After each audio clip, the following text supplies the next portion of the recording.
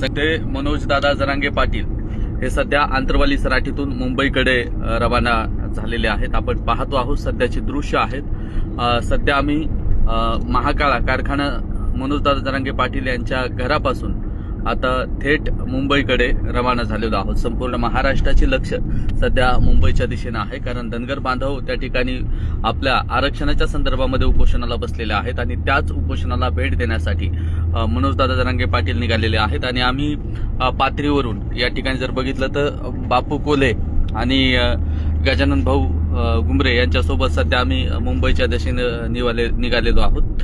आणि संपूर्ण महाराष्ट्राचं कारण महाराष्ट्रासाठी लढणारं नेतृत्व संघर्ष उद्यम मनोजदादा जरांगे पाटील आहेत। कुठल्याही समाजावरती कुठल्याही व्यक्तीला जिथे अन्याय होतो तिथे पाटील पोहोचतात आणि धनगर बांधवांच्या सोबत संघर्ष उद्यम मनोजदादा जरांगे पाटील हे कायम आहेत।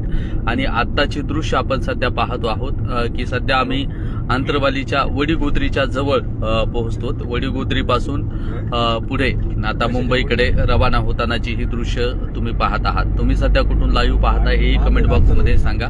आणि मुंबईच्या दिशेने सध्या रवाना होतानाची ही दृश्य तुम्हाला पाहायला मिळत आहेत।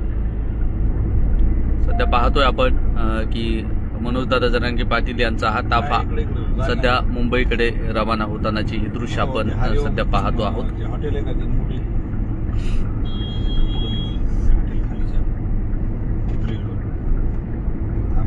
लाईव्ह बघायला सांगा, ते कळते ते।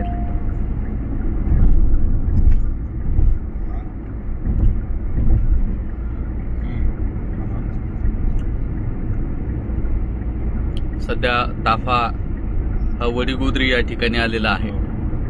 संघर्ष उद्यम मनोजदादा जरांगे पाटील समृद्धी महामार्गाने मुंबईच्या दिशेने रवाना होणार आहेत। आत्ताचे दृश्य आपण या ठिकाणी पाहतो आहोत।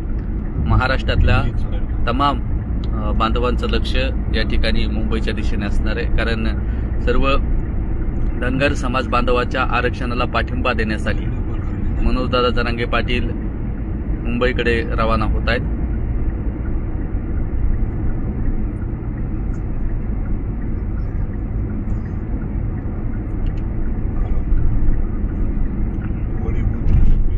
वडीगोद्री ब्रिज सध्या वरती चढतो आहोत आणि या ब्रिजच्या खालून आंतरवालीकडे जाणारा रस्ता आहे। आता सध्या आपण वडीगोद्री ब्रिजवरती आहोत। जे काही आपले बांधव मुंबईकडे येत आहेत त्या सर्वांसाठी हे लाईव्ह आहे, त्यांच्यापर्यंत पोहोचवा, इतरांपर्यंत शेअर करा।